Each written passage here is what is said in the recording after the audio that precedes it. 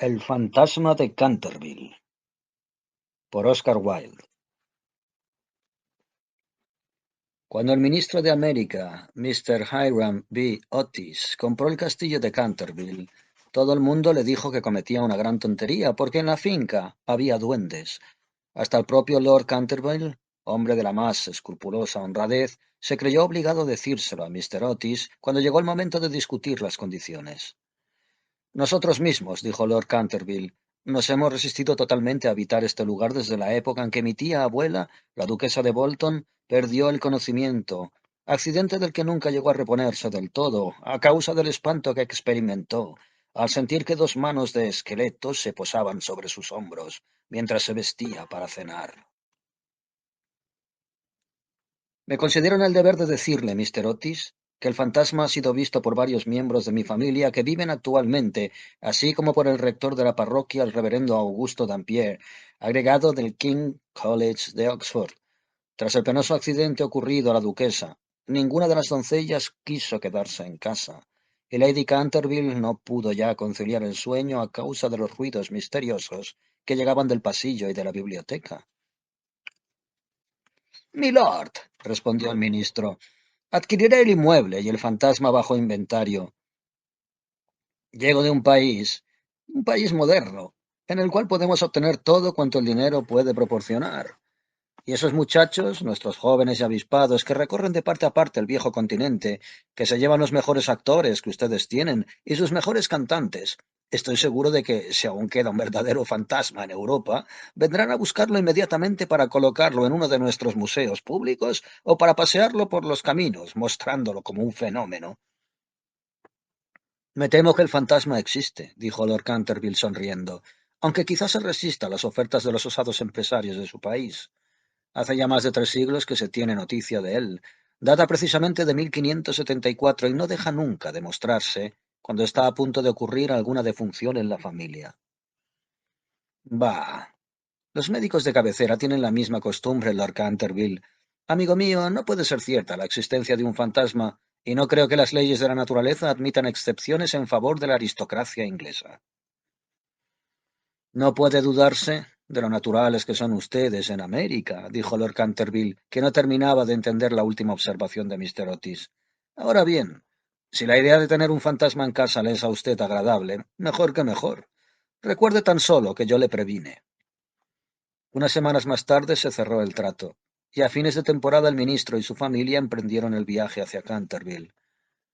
Mistress Otis, de soltera Miss Lucrecia R. Tappan, con domicilio en la calle West 52, había sido una celebrada beldad de Nueva York, y era todavía una mujer guapísima, de mediana edad, con unos hermosos ojos y un perfil delicado. Algunas damas americanas, al abandonar su país natal, adoptan actitudes de persona atacada por alguna enfermedad crónica, pues se imaginan que es uno de los sellos de distinción en Europa, pero Mistress Otis nunca llegó a caer en tan profundo error. Tenía una naturaleza muy fuerte y estaba dotada de gran vitalidad.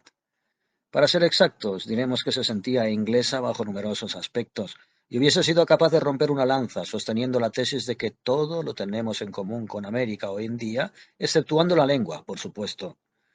Su hijo mayor, a quien sus padres en un momento de exaltación patriótica bautizaron con el nombre de Washington, cosa que él no dejaba de lamentar, era un muchacho rubio, bastante agraciado, que se había erigido en candidato a la diplomacia dirigiendo un cotillón en el casino de Newport durante 3 temporadas seguidas, y aún en Londres se le consideraba un bailarín excepcional. No tenía más que dos debilidades, las gardenias y la nobleza. Exceptuando eso, era perfectamente sensato. Miss Virginia Otis era una muchachita de 15 años, esbelta y agraciada como un cervatillo, con una bonita expresión despreocupada en sus grandes ojos azules. Montaba a caballo maravillosamente y sobre su pony derrotó en una ocasión, disputando una carrera, al viejo Lord Bilton, dando 2 veces la vuelta al parque y ganándole por 2 cuerpos y medio de caballo, precisamente frente a la estatua de Aquiles, lo cual provocó un entusiasmo tan delirante en el joven duque de Cheshire, que le propuso acto seguido el matrimonio, viéndose obligados sus tutores a enviarlo aquella misma noche a Eton, deshecho en lágrimas. Seguían a Virginia dos gemelos, conocidos normalmente con el nombre de Estrellas y Barras, ya que siempre iban ostentándolas. Se trataba de dos niños encantadores y junto con el ministro eran los únicos realmente republicanos de la familia. Como la estación más próxima al castillo de Canterville está a 7 millas de Ascot, Mr. Otis telegrafió que fueran a buscarla en coche descubierto y emprendieron la marcha en medio de la mayoría alegría. La noche era encantadora, una noche del mes de julio en que el aire estaba impregnado de olor a pinos. De cuando en cuando se oía el arrullo de una paloma, de voz muy suave, o se entrevía por la maraña y el rozar de los helechos la pechuga dorada de algún faisán. En lo alto de las hayas las ligeras ardillas les espiaban a su paso. Unos conejos corrían a ocultarse como exhalaciones a través de los matorrales o sobre los collados cubiertos de hierba levantando su rabo blanco. Pero no bien hubieron penetrado en la avenida del castillo de Canterville. El cielo se encapotó repentinamente. Un extraño silencio pareció adueñarse de toda la atmósfera. Una gran bandada de cornejas cruzó calladamente por encima de sus cabezas, y antes de que llegasen a la casa ya habían caído algunas gotas.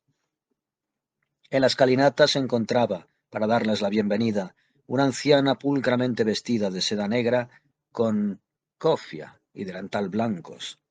Se trataba de Mistress Umney, el ama de llaves que Mistress Otis, por especial encargo de Lady Canterville, accedió a conservar en su puesto. Hizo una profunda reverencia a la familia cuando pusieron pie en tierra y dijo con un peculiar acento de los buenos tiempos pasados: «Les doy la bienvenida al castillo de Canterville». La siguieron atravesando un hermoso hall de estilo Tudor hasta la biblioteca, largo salón espacioso que terminaba en un ancho ventanal encristalado. Estaba preparado el té. Cuando se hubieron despojado de las ropas de viaje, se sentaron todos y se pusieron a curiosear en torno, mientras Mistress Umney iba de un lado a otro. De repente la mirada de Mistress Otis se fijó en una mancha rojo oscuro que había sobre el pavimento, precisamente al lado de la chimenea, y sin darse cuenta de sus palabras dijo a Mistress Umney: «Veo que ha caído algo aquí».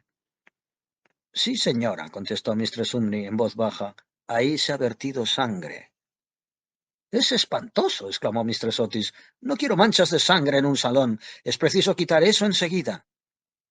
La vieja sonrió y, manteniendo la voz baja y el mismo tono de misterio, respondió: «La sangre de Lady Leonor de Canterville, que fue muerta en ese mismo lugar por su propio marido, Sir Simon de Canterville, en 1565. Sir Simon la sobrevivió 9 años, desapareciendo repentinamente en circunstancias misteriosas. Su cuerpo no fue nunca hallado, pero su alma culpable sigue hechizando la casa. La mancha de sangre ha sido muy admirada por los turistas y por otras personas, pero quitarla es imposible». «Todo eso no son más que bobadas», exclamó Washington Otis. «Hay un producto quitamanchas. El incomparable campeón Pinkerton hará desaparecer esa mancha en un santiamén».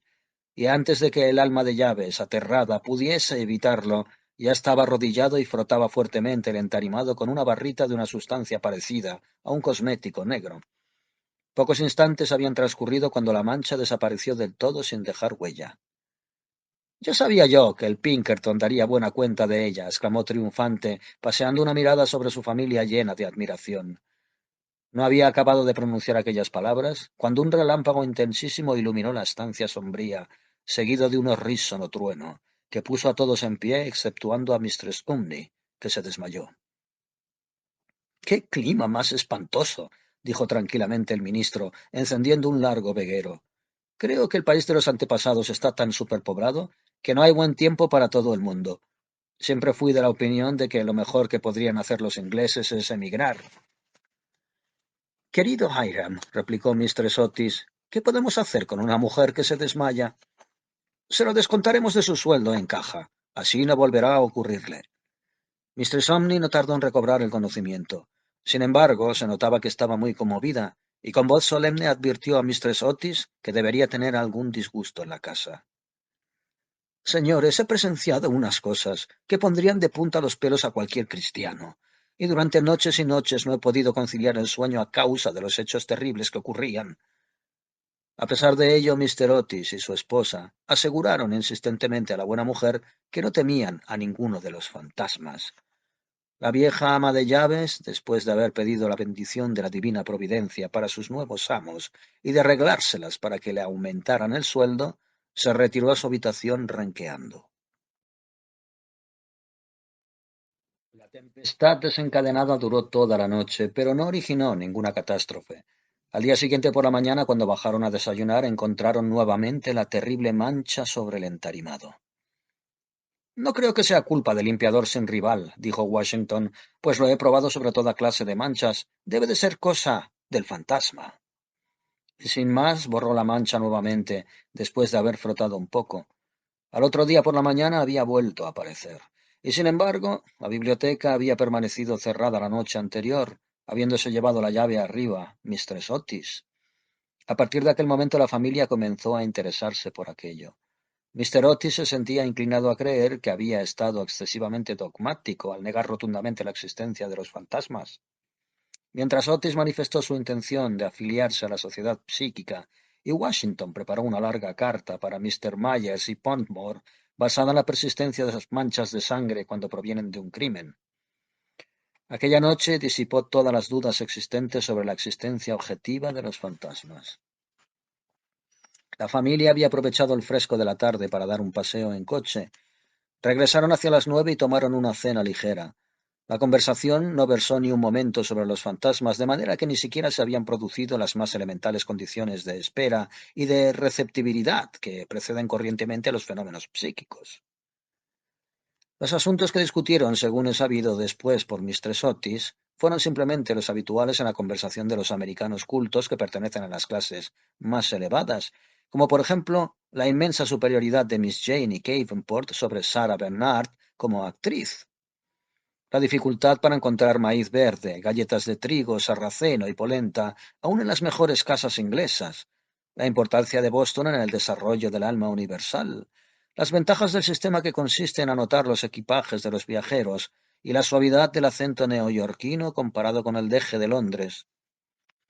No se trató para nada del tema de lo sobrenatural, no se hizo la menor alusión indirecta a Sir Simon de Canterville. A las 11 la familia se retiró. A las 11:30 estaban apagadas todas las luces. Poco después, Mr. Otis se despertó por un ruido singular que oyó en el pasillo fuera de su habitación. Parecía un ruido de hierros viejos y se acercaba cada vez más. Se levantó inmediatamente, encendió una luz y miró la hora. Era la 1 en punto. Mr. Otis estaba enteramente tranquilo. Se tomó el pulso y no lo encontró alterado. El extraño ruido continuaba al mismo tiempo que se oía claramente el sonido de unos pasos.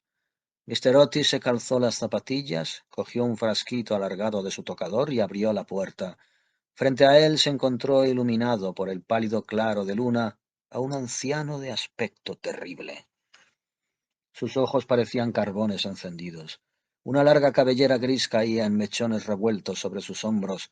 Sus ropas de corte anticuado estaban manchadas y en jirones. De sus muñecas y de sus tobillos colgaban unas pesadas cadenas y unos grilletes oxidados. Mi distinguido señor, dijo Mr. Otis, permítame que le ruegue encarecidamente se engrase esas cadenas. Le he traído para ello una botellita de engrasador Tamanis Sol Naciente. Dicen que una sola aplicación es eficacísima, y en etiqueta hay varios certificados de nuestros teólogos más ilustres que dan fe de ello. Voy a dejársela aquí, al lado de los candelabros, y tendré un verdadero placer en proporcionarle más si así lo desea. Dicho lo cual, el ministro de los Estados Unidos dejó el frasquito sobre una mesa de mármol, cerró la puerta y se volvió a meter en la cama. El fantasma de Canterville permaneció algunos momentos paralizado por la indignación. Después, rabioso, tiró el frasquito contra el suelo encerado y huyó por el pasillo lanzando gruñidos cavernosos y despidiendo una extraña luz verde. Sin embargo, cuando llegaba a la gran escalera de robles, se abrió de pronto una puerta. Aparecieron dos siluetas infantiles vestidas de blanco y una voluminosa almohada le rozó la cabeza. Era evidente que no había tiempo que perder. Así es que, utilizando como medio más rápido de fuga la cuarta dimensión del espacio, se desvaneció a través de la pared y la casa recobró su calma. Cuando llegó a un cuartito secreto del ala izquierda, se adosó a un rayo de luna para tomar aliento y se puso a reflexionar para aclarar su situación. En su larga y brillante carrera, que duraba ya 300 años consecutivos, jamás había sido injuriado de tan ignominiosa manera. Se acordó de la duquesa viuda, en quien provocó una crisis de terror mientras se contemplaba en el espejo, cubierta de brillantes y de encajes, de las 4 doncellas a las cuales había enloquecido, produciéndoles convulsiones histéricas, solo con hacerles visajes por entre las cortinas de una de las habitaciones destinadas a los huéspedes, del rector de la parroquia cuya vela apagó de un soplo cuando regresaba el buen señor de la biblioteca a una hora avanzada y que desde entonces se convirtió en mártir de toda clase de alteraciones nerviosas, de la vieja señora de Tremouillac, que al despertarse a medianoche le vio sentado en un sillón al lado de la chimenea, en forma de esqueleto, entretenido en leer el diario que ella redactaba de su vida, y que de resultas de la impresión tuvo que guardar cama durante 6 meses, víctima de un ataque cerebral. Una vez curada, se reconcilió con la Iglesia y rompió toda clase de relaciones con el señalado escéptico Monsieur de Voltaire. También recordó la terrible noche en que el bribón de Lord Canterville fue hallado agonizante en su cuarto de aseo con una sota de espadas hundida en la garganta, viéndose obligado a confesar que por medio de aquella carta había timado la suma de 10.000 libras a Carlos Fox en casa de Crookford, y juraba que aquella carta se la había hecho tragar el fantasma. Sus grandes hazañas pasaban ahora por su imaginación. Vio desfilar al mayordomo, que se levantó la tapa de los sesos por haber visto una mano verde tamborilear sobre los cristales, y a la bella Lady Steelfield, condenada a llevar alrededor del cuello un collar de terciopelo negro para tapar la señal de 5 dedos impresos como un hierro candente sobre su blanca piel, y que acabó por ahogarse en el vivero de carpas que había al extremo de la avenida Real. Y con un entusiasmo ególatra de verdadero artista, pasó revista a sus creaciones más célebres. Dirigió asimismo una amarga sonrisa al evocar su última aparición en el papel de Rubén el Rojo o el Rorró estrangulado, su debut en el Gibeón, el vampiro flaco del páramo de Bexley y el terror que causó una encantadora tarde de junio solo con jugar a los bolos con sus propios huesos en el campo de hierba del lawn tennis. ¿Y todo eso para qué? Para que unos miserables americanos le ofrecieran un engrasador marca sol naciente y le tirasen almohadas a la cabeza. Era realmente intolerable. Además, la historia demuestra que jamás fantasma alguno fue tratado de aquella manera. Llegó al convencimiento de que era necesario que se tomara la revancha, y permaneció hasta el amanecer en actitud de profunda meditación. La hora del desayuno fue motivo, a la mañana siguiente, para que la familia discutiera intensamente acerca del fantasma, ya que estaban todos reunidos. El ministro de los Estados Unidos estaba, como era natural, un poco ofendido al ver que su ofrecimiento no había sido aceptado. No quisiera de ninguna manera injuriar personalmente al fantasma, dijo, y reconozco que, dada la larga duración de su presencia en la casa, no ha sido nada cortés tirarle una almohada a la cabeza. Lamento tener que decir que esta observación tan certera provocó una explosión de risa en los gemelos. Pero por otra parte, prosiguió Mr. Otis, si se empeña sin más ni más en no hacer uso del engrasador marca sol naciente, nos veremos obligados a quitarle las cadenas. No será posible sino dormir con ese ruido en la puerta de los dormitorios. Pero no obstante, durante el resto de la semana no fueron molestados. Lo único que les llamó la atención fue la reaparición constante de la mancha de sangre sobre el entarimado de la biblioteca. Era realmente muy extraño, tanto más teniendo en cuenta que Mr. Otis cerraba la puerta con llave por la noche, lo mismo que las ventanas. Los cambios de color que sufría la mancha, comparables a los de un camaleón, produjeron asimismo frecuentes comentarios en los miembros de la familia.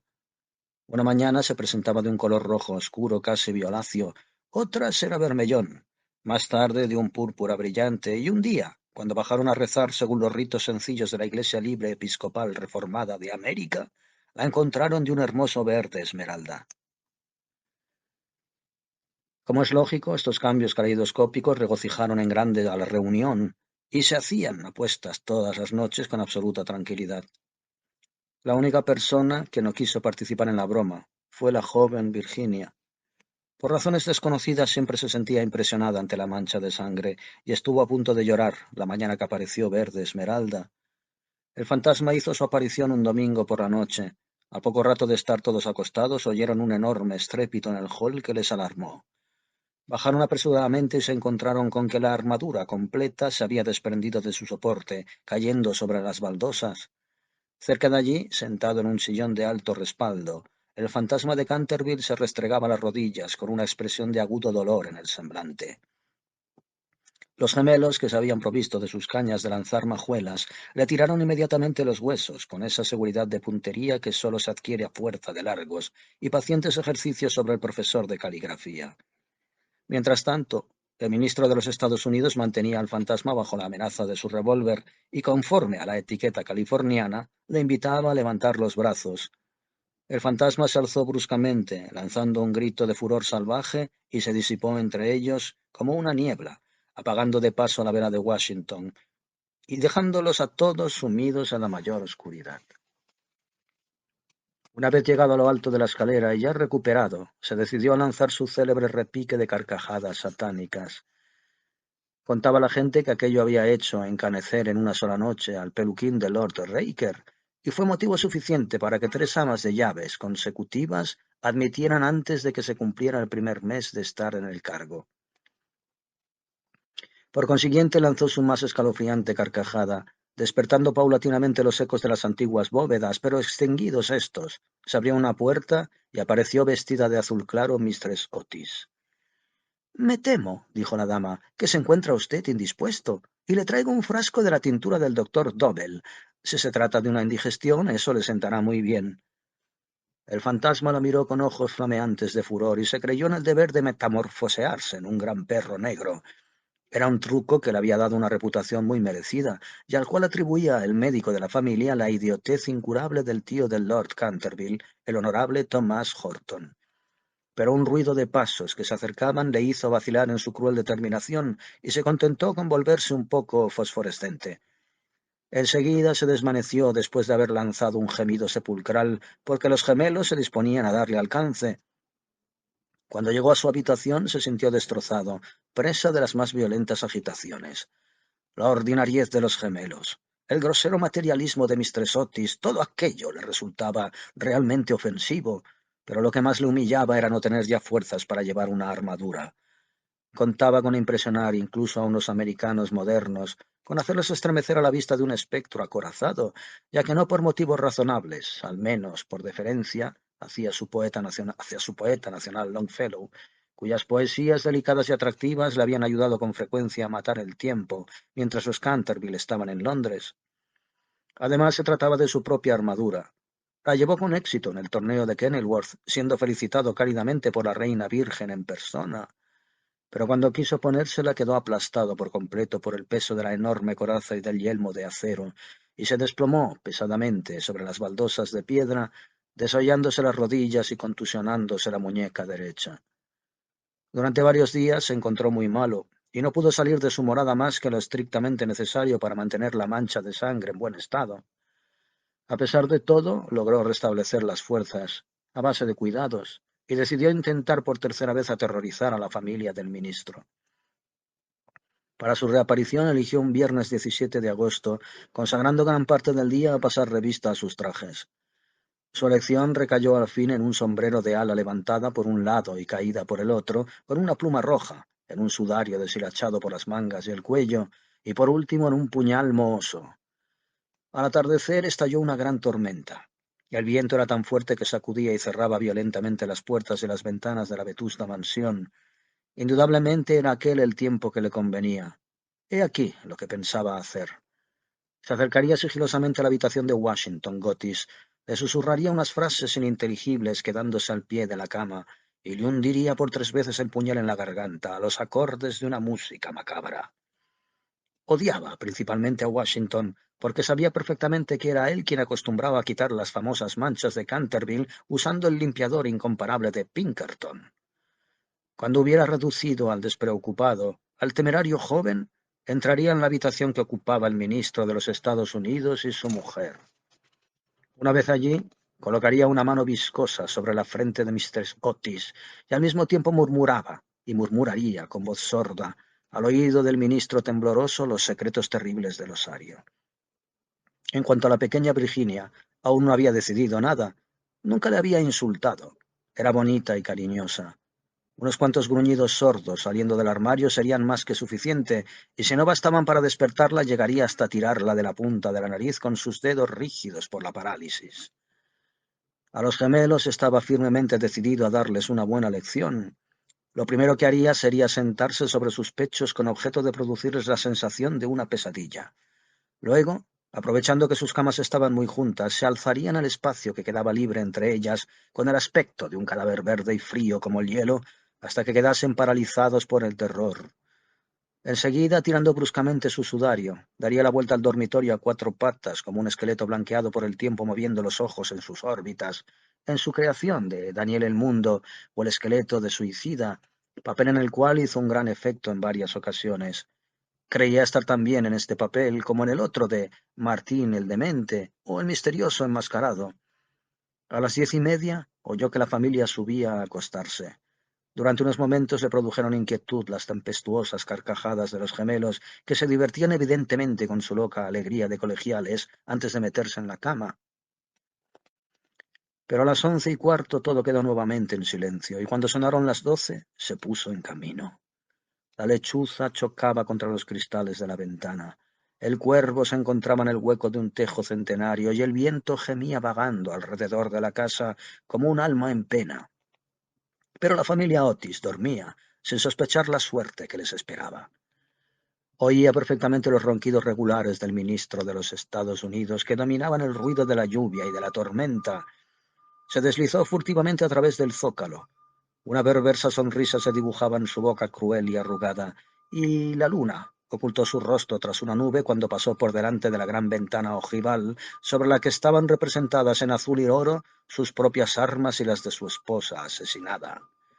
Continuaba andando, deslizándose como una sombra funesta que parecía hacer retroceder de espanto a las mismas tinieblas a su paso. Hubo un momento en que le pareció oír que alguien le llamaba. Se detuvo, pero se trataba de un perro que ladraba en la granja roja. Prosiguió su marcha, refunfuñando extrañas interjecciones del siglo XVI y blandiendo de vez en cuando el puñal enmohecido en el aire de la medianoche. Por fin llegó a la esquina del pasillo que conducía a la habitación del infortunado Washington. Allí, un pequeño alto. El viento agitaba en torno de su cabeza sus mechones largos y grises y ceñía en pliegues grotescos y fantásticos el indecible horror del fúnebre esfunario. Entonces sonó el reloj al cuarto. Comprendió que había llegado el momento. Lanzó una risotada para sí mismo y dio la vuelta al pasillo, pero apenas lo había hecho, cuando retrocedió lanzando un gemido lastimero de terror y escondiendo su cara lívida entre sus largas y huesudas manos. Frente a él se hallaba un horrible espectro, inmóvil como una estatua, monstruoso como una pesadilla de un enajenado mental. La cabeza del espectro era pelada y reluciente, su cara redonda, carnosa y blanda. Una risa horrorosa parecía retroceder sus rasgos en una mueca eterna. Por los ojos brotaba a oleadas una luz roja. La boca tenía el aspecto de un ancho pozo de fuego y una ropa horrible, como la de él, como, como la del propio Simón, envolvía con su hielo silencioso aquella forma gigantesca. Sobre el pecho tenía colgado un cartel con una inscripción en caracteres extraños, antiguos. Quizás se trataba de un rótulo infamante donde estaban escritos delitos espantosos, una terrible lista de crímenes. Tenía por último en su mano derecha una cimitarra de acero resplandeciente. Como no había visto nunca fantasmas hasta aquel momento, sintió un pánico terrible, y después de lanzar a toda prisa una segunda mirada sobre el monstruo atroz, regresó a su habitación tropezando con el sudario que le envolvía. Cruzó corriendo la galería y acabó por dejar caer el puñal embohecido en las botas de montar del ministro, donde lo encontró el mayordomo al día siguiente. Una vez refugiado en su retiro, se desplomó sobre un reducido catre de tijera, tapándose la cabeza con las sábanas. Pero al cabo de un momento el valor indomable de los antiguos Canterville se despertó en él y tomó la decisión de hablar al otro fantasma en cuanto amaneciese. Así pues, no bien el alba puso tinte rosado sobre las colinas, volvió al sitio en que había visto por primera vez al horroroso fantasma. Pensaba que después de todo 2 fantasmas podían valer más que uno, y que con la ayuda de su nuevo amigo podría contener victoriosamente con los gemelos. Pero cuando llegó al lugar en que lo había visto, se halló en presencia de un espectáculo terrible. Algo le sucedía al espectro, porque la luz había desaparecido por completo de sus órbitas. La cimitarra centelleante se había caído de su mano y estaba recostada en la pared en una actitud forzada e incómoda. Simón se precipitó hacia adelante y le cogió en sus brazos, pero ¿cuál no sería su terror al ver despegarse la cabeza y rodar por el suelo, mientras el cuerpo tomaba la posición supina, y notó que abrazaba una cortina blanca de lienzo grueso y que yacían a sus pies una escoba, un machete de cocina y una calabaza vacía?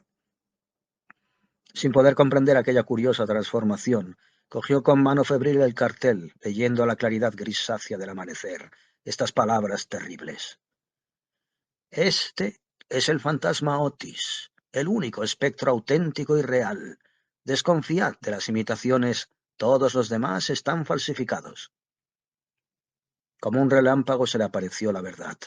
Había sido burlado, escarnecido, engañado.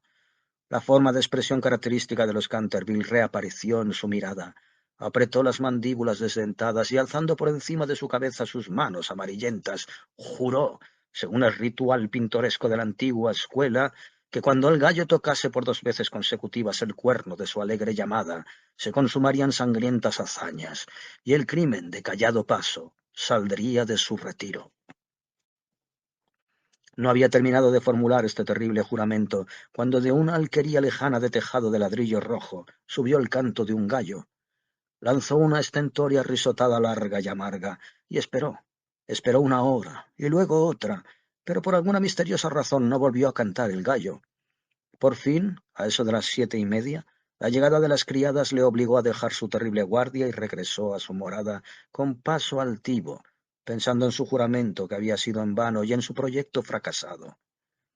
Una vez en su retiro, consultó varios libros de caballería cuya lectura le interesaba mucho y pudo comprobar que el gallo siempre había cantado 2 veces en cuantas ocasiones se había recurrido a ese juramento.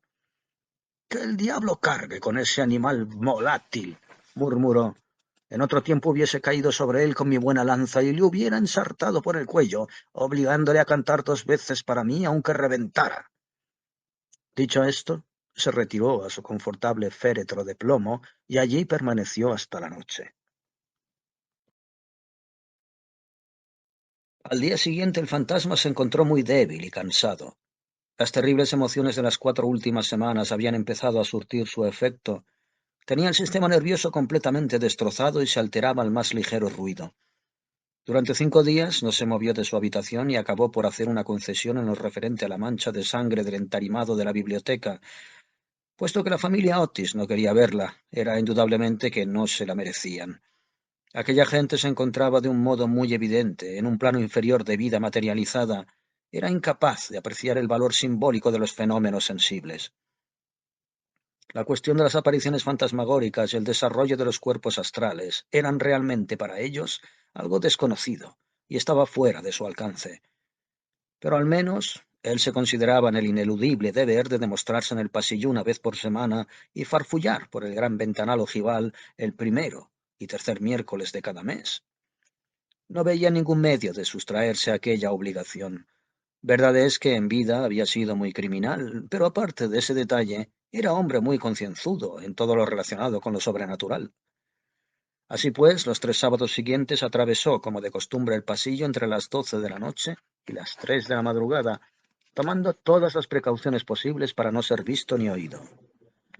Se quitaba las botas, pisaba lo más suavemente que le era posible sobre las viejas maderas carcomidas, se envolvía en una gran capa de terciopelo negro y no dejaba de usar el engrasador Sol Naciente para mantener sus cadenas engrasadas.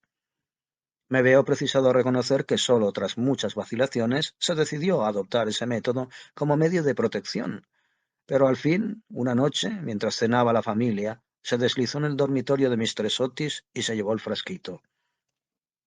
Al principio se sintió un poco humillado, pero después fue lo suficientemente razonable para comprender que aquel invento merecía grandes elogios y que cooperaba, en cierto modo, a la realización de sus proyectos.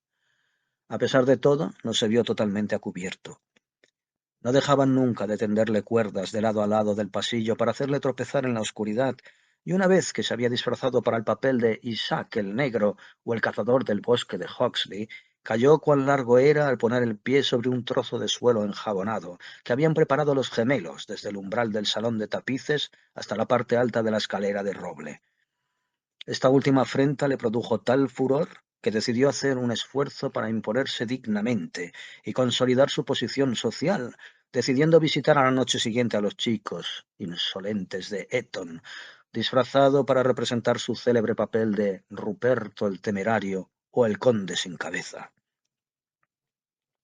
No se había mostrado con aquel disfraz desde hacía 70 años, es decir, desde que había causado con él tal pavor en la bella Lady Barbara Modish, que se vio obligada a retirar su palabra de casamiento al abuelo del actual Lord Canterville y se fugó a Gretna Green con el arrogante Jack Castletown, jurando que por nada del mundo consentiría en emparentar con una familia que toleraba los paseos de un fantasma tan horrible por la terraza al atardecer.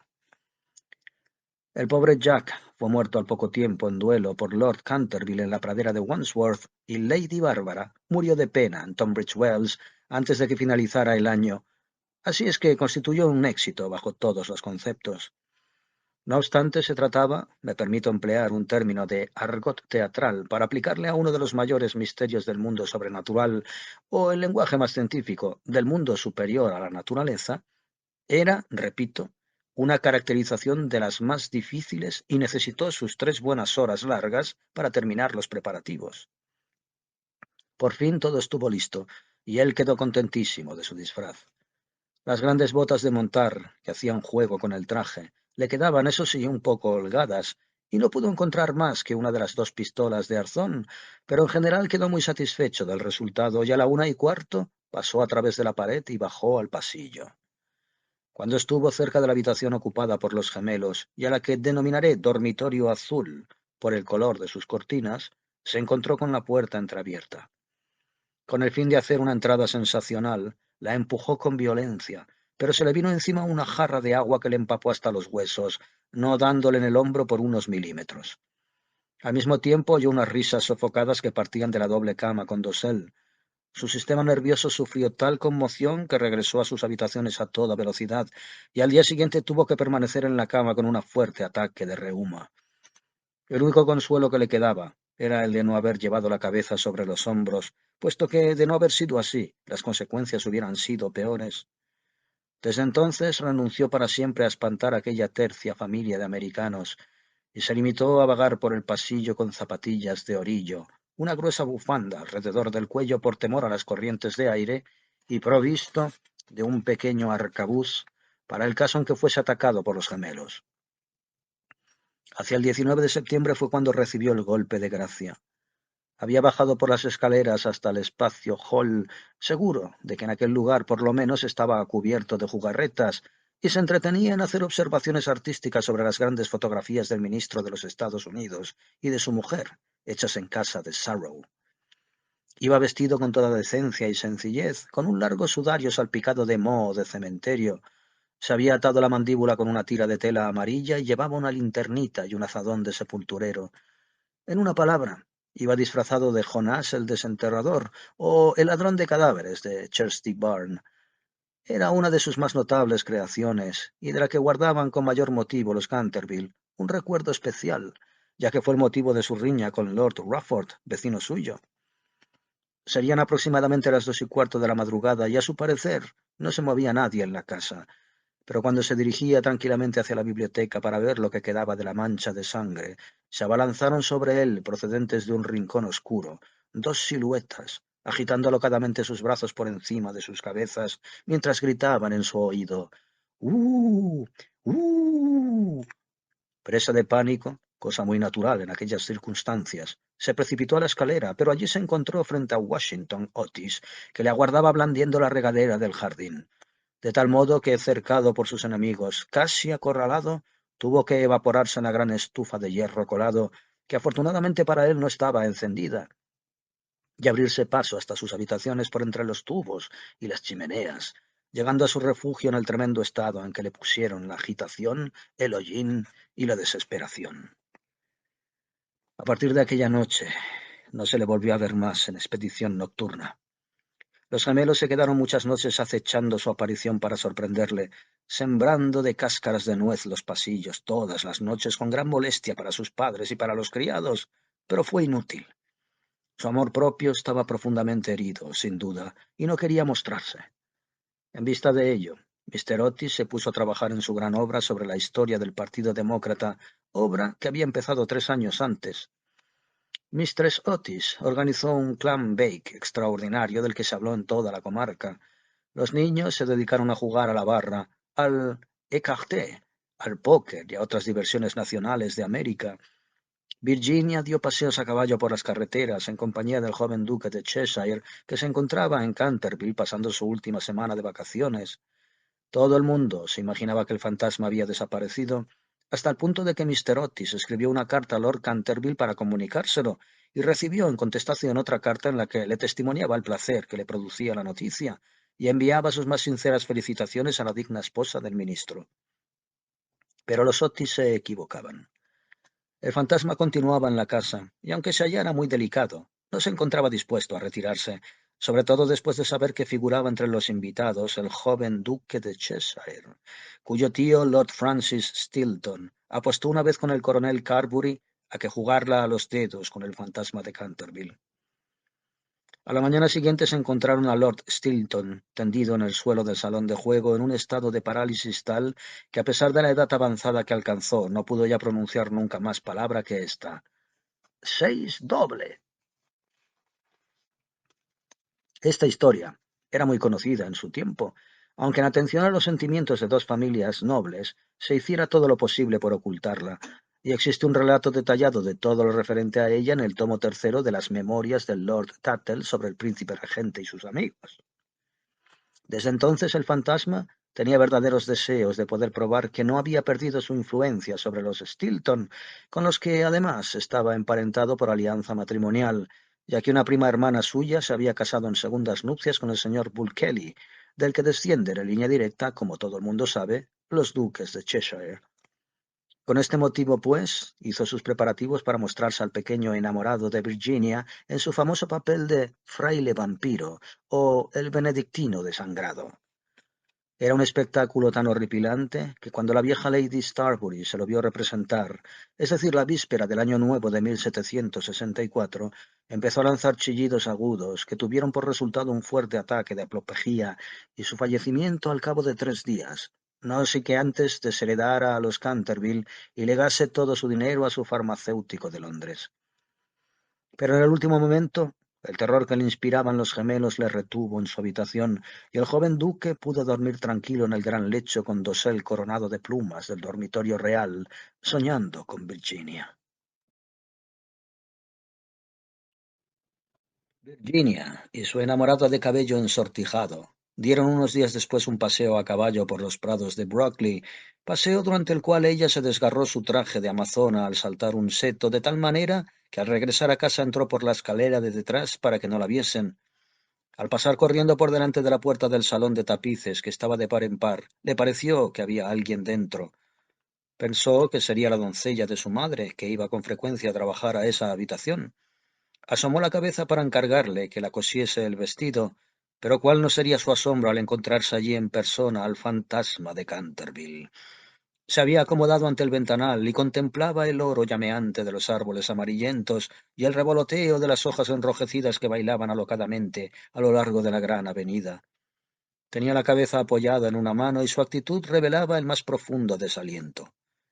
Realmente presentaba un aspecto tan abrumado, tan abatido, que la pequeña Virginia, en lugar de ceder a su primer impulso, que fue echar a correr y encerrarse en su cuarto, se sintió movida por la compasión y tomó el partido de acercarse a consolarle.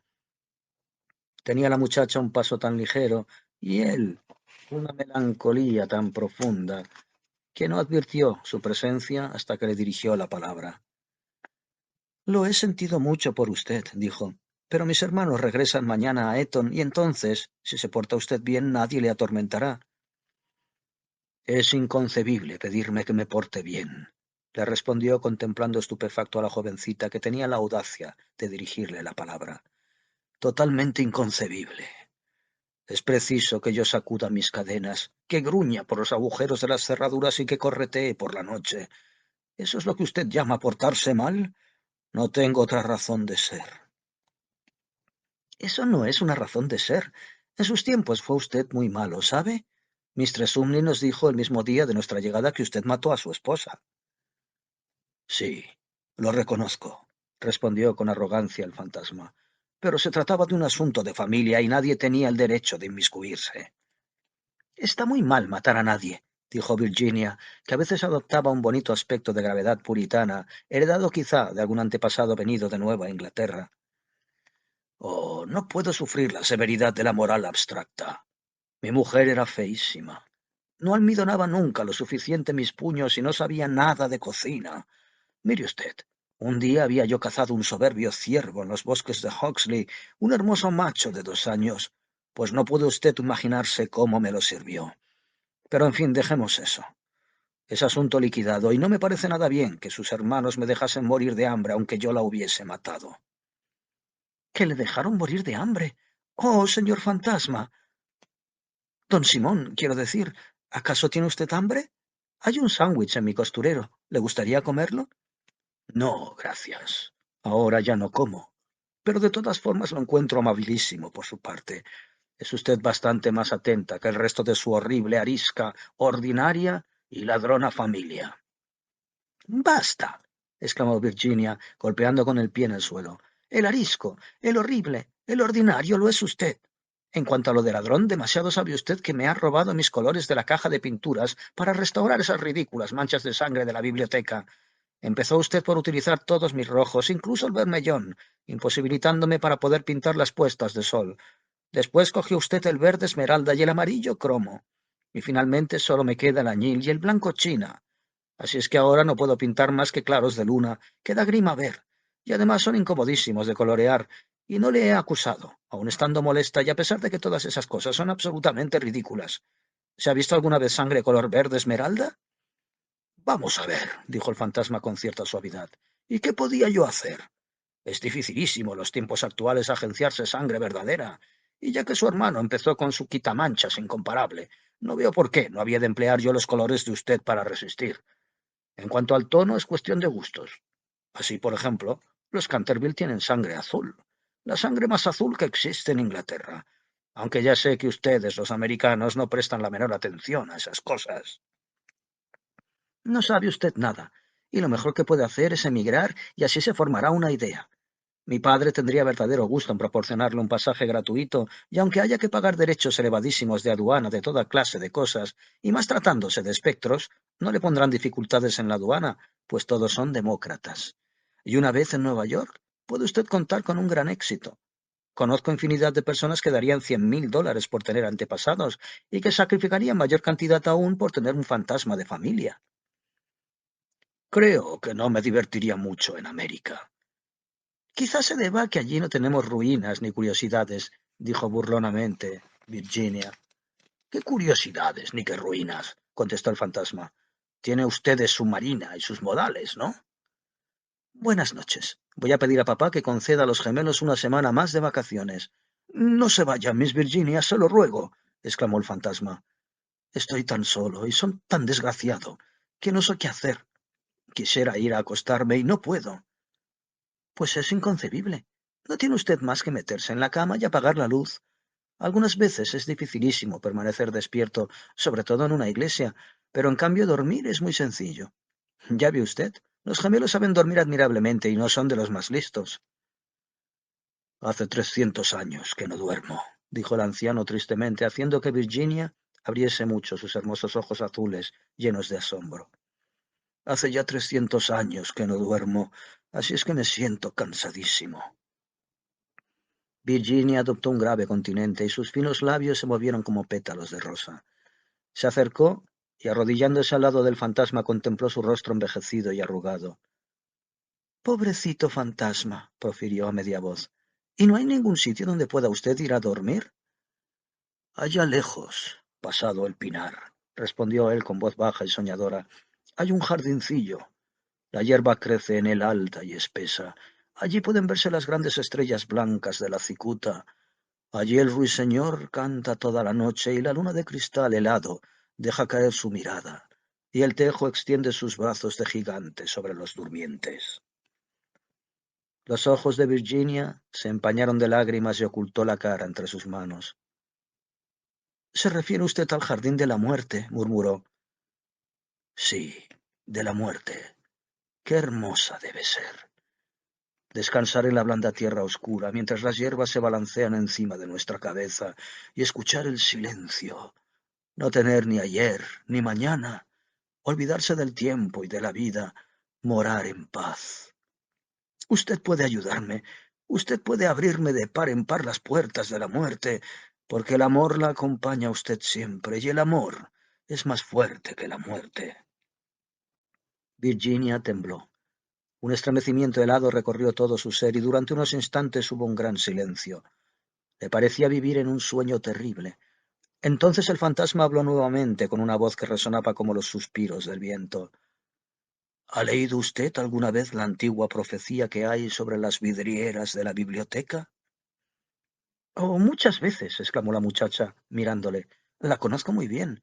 Está pintada con unas curiosas letras doradas y se lee con dificultad. No tiene más que estos 6 versos.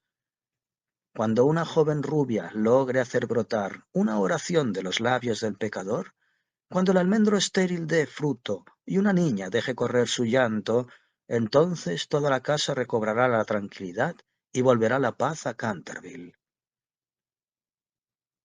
Pero no sé lo que quieren decir. Quieren decir que usted tiene que llorar conmigo mis pecados, porque yo no tengo lágrimas, y que tiene usted que rezar conmigo por mi alma, porque no tengo fe. Y entonces, si ha sido usted siempre dulce, buena y cariñosa, el ángel de la muerte se apoderará de mí.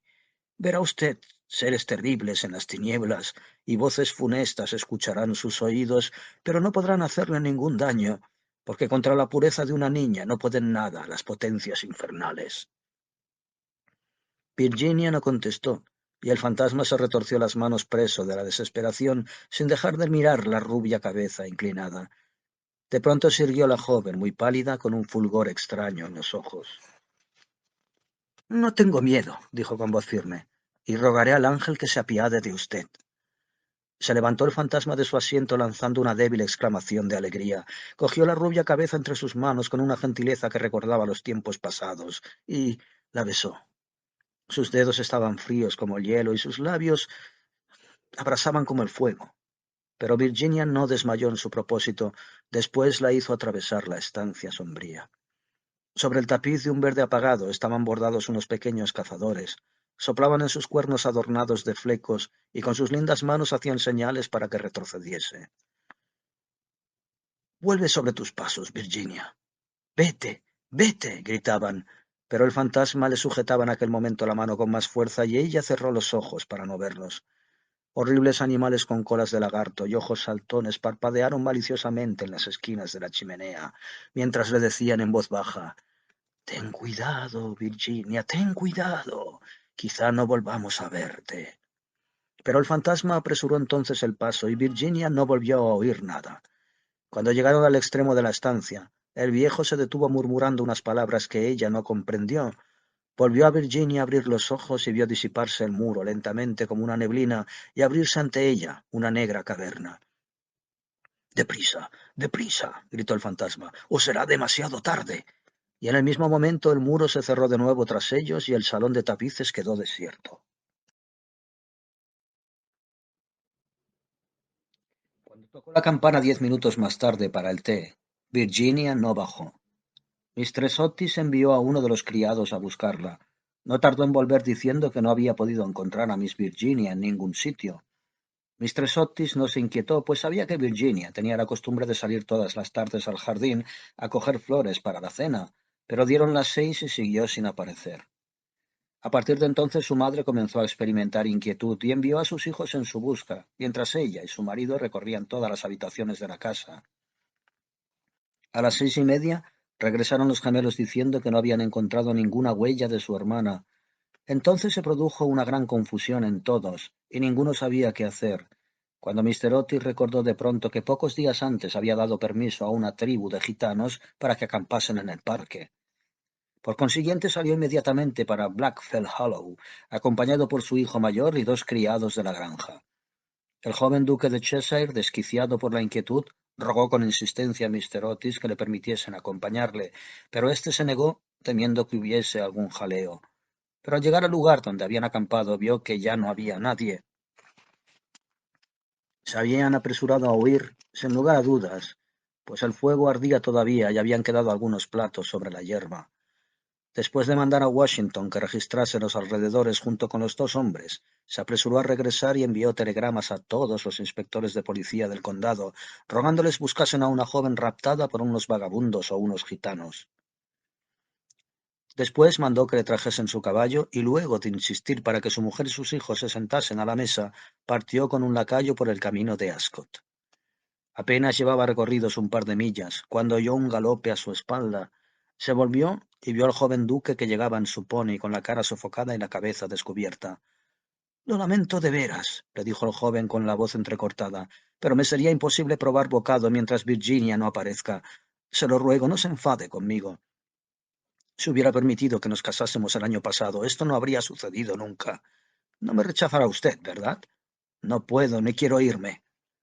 El ministro no pudo menos de sonreír a aquel guapo mozo atolondrado, muy conmovido ante la abnegación que mostraba hacia Virginia. Inclinándose sobre su caballo, le dio unos golpecitos cariñosos en el hombro y le dijo bondadosamente: «Pues bien, Cecil, ya que insiste usted en venir, no me queda más remedio que admitirle en mi compañía, pero eso sí, tengo que comprarle un sombrero en Ascot». «Al diablo los sombreros. Lo que quiero es que aparezca Virginia», exclamó el joven duque sonriendo, y acto seguido se pusieron a galopar hasta llegar a la estación.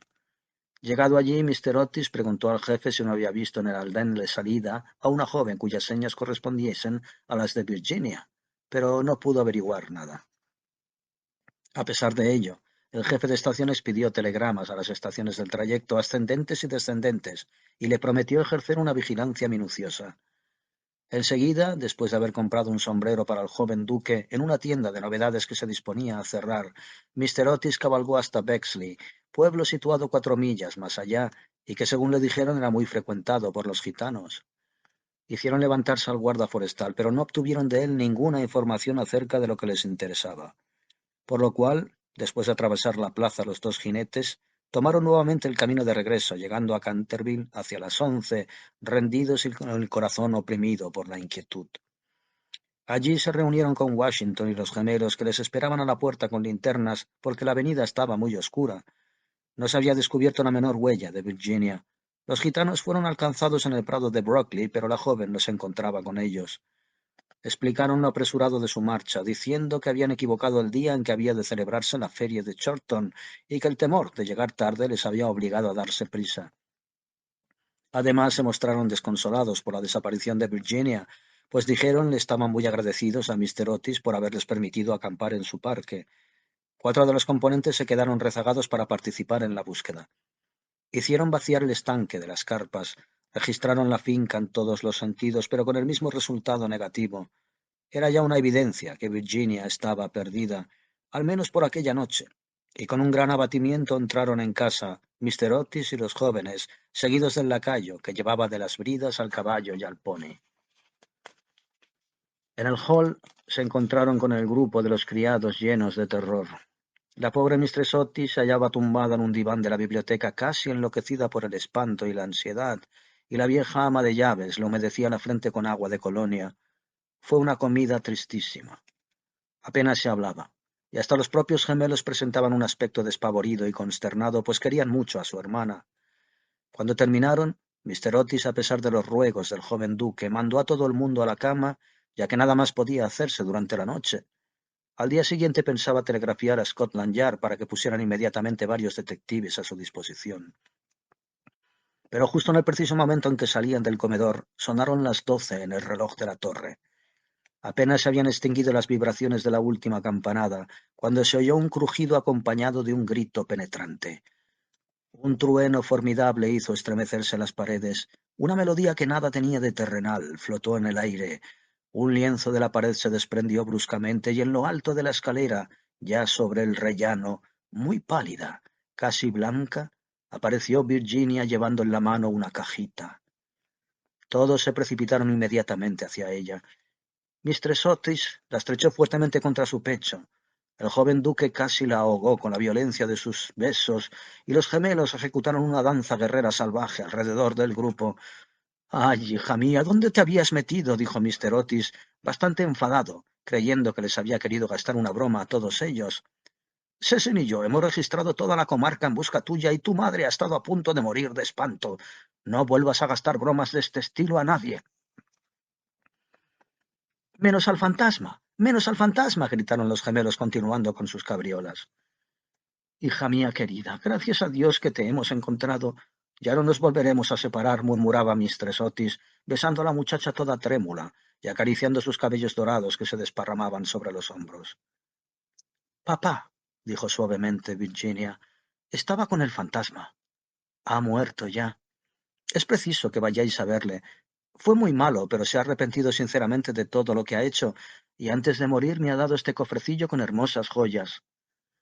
Toda la familia se quedó contemplándola muda y aterrada, pero ella hablaba con un aire solemne y serio. A continuación, dando media vuelta, les precedió a través del hueco de la pared y bajaron por un corredor secreto. Washington le seguía llevando una vela encendida que cogió de la mesa. Por fin llegaron a una gran puerta de roble erizada de recios clavos. Virginia la tocó y entonces la puerta giró sobre sus goznes enormes y se encontraron en una habitación estrecha y baja, con el techo abovedado y con una ventanita enrejada. Junto a una gran argolla de hierro, empotrada en la pared con la cual estaba encadenado, se veía un largo esqueleto extendido cuán largo era sobre las baldosas. Parecía estirar sus dedos descarnados como intentando llegar a un plato y a un cántaro de forma antigua, colocados de tal manera que no pudiese alcanzarlos. El cántaro había estado lleno de agua, indudablemente, pues tenía su interior recubierto de moho verde. En el plato no quedaba más que un montón de polvo. Virginia se arrodilló junto al esqueleto y uniendo sus manecitas, se puso a rezar en silencio mientras la familia contemplaba con asombro la horrible tragedia cuyo secreto acababa de ser revelado. ¡Atiza! Exclamó de repente uno de los gemelos, que había ido a mirar por la ventanita, tratando de averiguar a qué lado del edificio estaba situada aquella habitación. ¡Atiza! El antiguo almendro, que estaba seco, aflorecido, se ven admirablemente las hojas a la luz de la luna. Dios le ha perdonado, dijo gravemente Virginia levantándose, y un maravilloso resplandor parecía iluminar su rostro. Eres un ángel, exclamó el joven duque, rodeándole el cuello con sus brazos y besándola. 4 días después de estos curiosos sucesos, hacia las 11 de la noche salía un fúnebre cortejo del castillo de Canterville. La carroza iba tirada por 8 caballos negros, cada uno de los cuales llevaba adornada la cabeza con un gran penacho de plumas de avestruz que se balanceaban. El féretro de plomo iba cubierto con un rico paño de púrpura sobre el cual estaban bordadas en oro las armas de los Canterville. A cada lado de la carroza y de los coches marchaban los criados llevando antorchas encendidas. Aquella comitiva tenía un aspecto grandioso e impresionante. Lord Canterville presidía el duelo. Había venido del país de Gales expresamente para asistir al entierro y ocupaba el primer coche con la pequeña Virginia. Después iban el ministro de los Estados Unidos y su esposa, y detrás Washington y los dos muchachos. En el último coche iba Mistress Umney. Todo el mundo estuvo de acuerdo en que, después de haber sido atemorizada por el fantasma por espacio de más de 50 años, tenía realmente derecho a verle desaparecer para siempre. Cavaron una profunda fosa en un rincón del cementerio, precisamente bajo el tejo centenario, y dijo las últimas oraciones del modo más patético, el reverendo Augusto Dampier.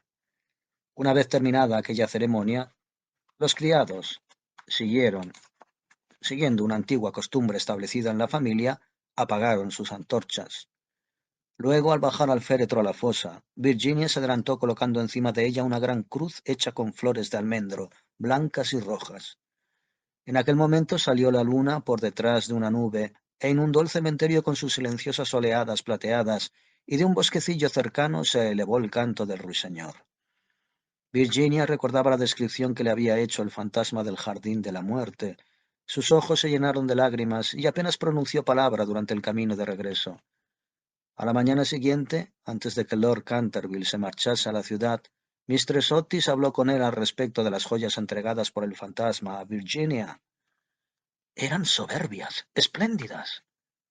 Había sobre todo un collar de rubíes de antigua montura veneciana, que era un maravilloso trabajo del siglo XVI, y el conjunto representaba tal cantidad que era una fortuna, y Mr. Otis tenía escrúpulos en permitir que su hija se quedase con ellas. Milord, dijo el ministro, sé que en este país se aplica la antigua ley del mayorazgo, lo mismo a los objetos menudos que a las tierras, y es evidente, evidentísimo para mí, que estas joyas deben quedar en poder de usted como legado de familia. Le ruego, por lo tanto, que consientan llevárselas a Londres, considerándolas simplemente como una parte de su herencia que le fuera restituida en circunstancias extraordinarias. En cuanto a mi hija, no es más que una chiquilla, y hasta hoy, me complace decirlo, siento poco interés por esas futilezas de lujo superfluo. He sabido igualmente por Mistress Otis, cuya autoridad no es despreciable en cosas de arte, dicho sea de paso, pues ha tenido la suerte de pasar varios inviernos en Boston de soltera, que esas piedras preciosas tienen un valor monetario considerable y que, si se pusieran en venta, producirían una bonita suma. En estas circunstancias, Lord Canterville, reconocerá usted indudablemente que no puedo permitir que queden en manos de ningún miembro de mi familia. Además de que todos esos adornos y fruslerías, por muy apropiados y necesarios que resulten a la dignidad de la aristocracia británica, estarían fuera de lugar entre personas educadas según los severos principios, según los inmortales principios, si puede decirse, de la sencillez republicana. Quizá me atrevería a asegurar que Virginia tiene gran interés en que le deje usted el cofrecillo que encierra esas joyas, como recuerdo de las locuras y de los infortunios de su antepasado, y como ese cofre está muy viejo y deterioradísimo, puede que encuentre usted razonable su petición y la acoja favorablemente. En cuanto a mí, confieso que me sorprende enormemente ver a uno de mis hijos demostrar interés por una cosa de la Edad Media, y la única explicación que le encuentro es que Virginia ha nacido en un barrio de Londres al poco tiempo de regresar Mistress Otis de una excursión a Atenas. Lord Canterville escuchó imperturbable el discurso del digno ministro, atusándose de vez en cuando el bigote gris para ocultar una sonrisa que no podía reprimir. Una vez que hubo terminado Mr. Otis, le estrechó cordialmente la mano y contestó: «Mi querido amigo, su encantadora hijita ha prestado un servicio importantísimo a mi desgraciado antepasado. Mi familia y yo estamos agradecidísimos a sus maravillosos valores y a la sangre fría que ha demostrado.